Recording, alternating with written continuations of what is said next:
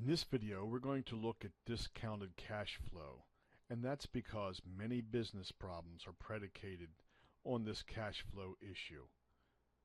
I'm using one of the models that is available at the At-Risk site, and the link to those models is available in your course. We're going to take a look at a very simple model here. We have 10 periods of revenue. In period 1, there is a $100 investment that is available, and this revenue is going to grow at an uncertain rate for 10 periods.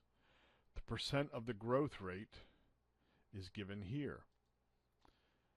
If we take a look at this distribution, you will find that it is a normal distribution with a mean of 5% and a standard deviation of 8%. Every cell has a growth rate that is sampled from that same distribution.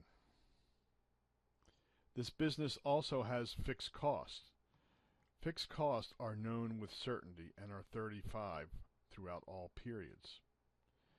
Variable costs are not known with certainty. This is another uncertain value. In this case, it is some percent of total revenue. So here we have variable cost estimated as 50.3%, and that's because this is a PERT distribution using those percentages below as the PERT distribution parameters. No less than 48%, no more than 54%, and most likely 50%. In a similar fashion, all of the other values are uncertain as well. When we allow these values to deviate from their expected values, you can now begin to see one of the possible outcomes. So what happens with this is there is an estimate of revenue, there is an estimate of variable cost, and fixed plus variable cost are subtracted from revenues, and that yields a cash flow. That cash flow is discounted at a 12% interest rate.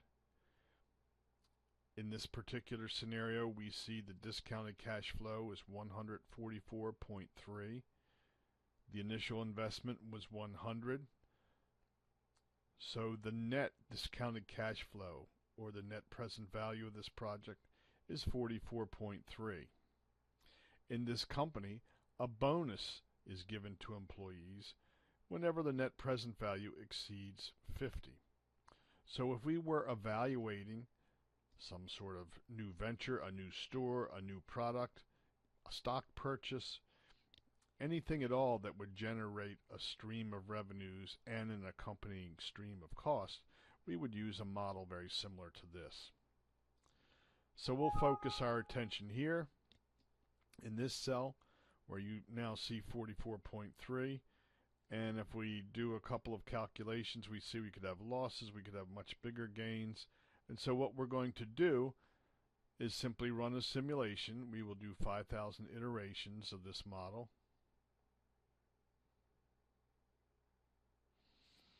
And you will see here that it completes this very quickly. By using the delimiters, we can figure out that there is a 15% chance that there would be a loss. The probability of a bonus, values over 50, would be 37.6, and so it would go. So you see there's a great variety of risk assessment models. We began the program, the course, by taking a look at the aquatic nuisance species and a qualitative model there. We looked at the quantitative model for Vibrio parahemolyticus in oysters, and there are some very specialized models that are built. But I wanted you to have a clear picture of the range of different kinds of risk assessments that can be done using quantitative or probabilistic risk assessment.